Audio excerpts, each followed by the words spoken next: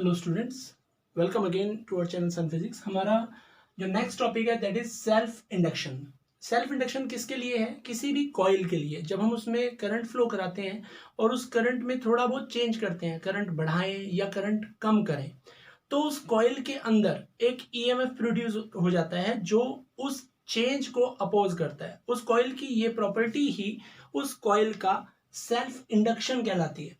तो it is the property of a coil by virtue of which it opposes any change in the current flowing through it by inducing an EMF in itself। जैसा कि मैंने अभी बताया कि अगर current में कोई चेंज करते हैं, यानी कि करंट या बढ़ाएं या घटाएं, तो ऑटोमेटिकली उस चेंज को अपोज करने के लिए उस कॉइल में एक EMF सेटअप हो जाता है और वो इंड्यूस्ड EMF है। तो इंड्यूस्ड EMF की प्रॉपर्टी तो यही है कि वो चेंज को अपोज करेगा।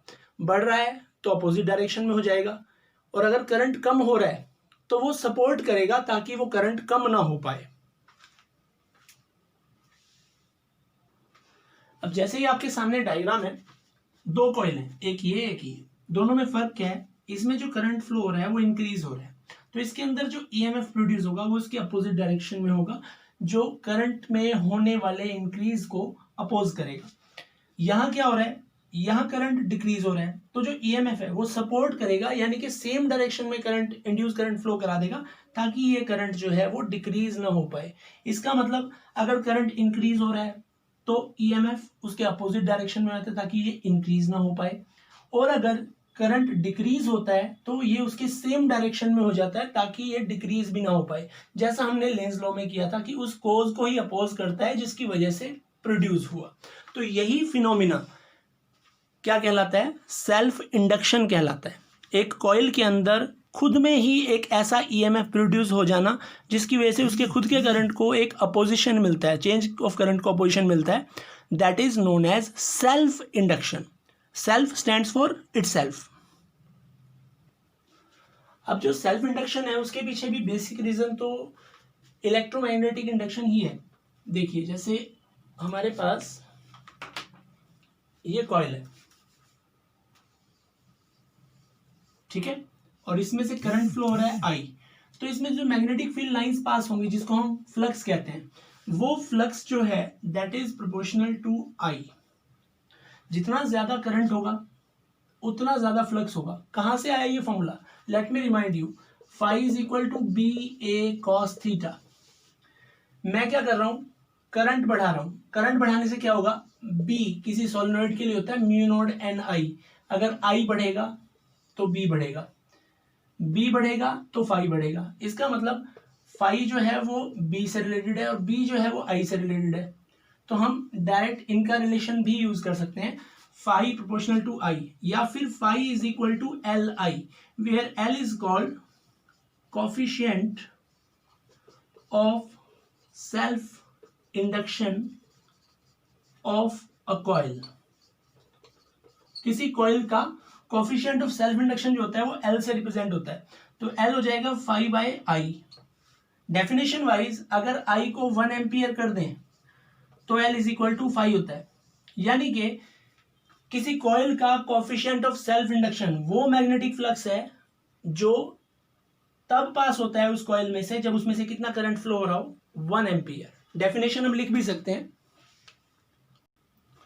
देखिए, डेफिनेशन हम ये लिख सकते हैं, coefficient of self induction of a coil is defined as the magnetic flux passing through the coil when current through it is 1 ampere। जैसे मैंने अभी आपको बताया, इस फॉर्मूले में I को 1 एम्पियर कर दो तो L इज इक्वल टू 5 हो जाता है।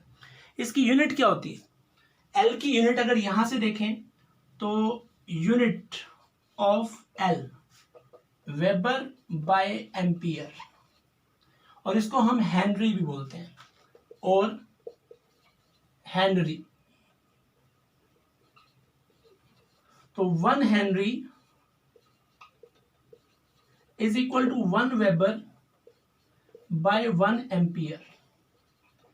इसी डेफिनेशन में कोफिशिएंट ऑफ सेल्फ इंडक्शन जो है वो 1 हेनरी होगा अगर मैग्नेटिक फ्लक्स 1 वेबर पास हो कॉइल में से, अगर उसमें से करंट कितना जा रहा है?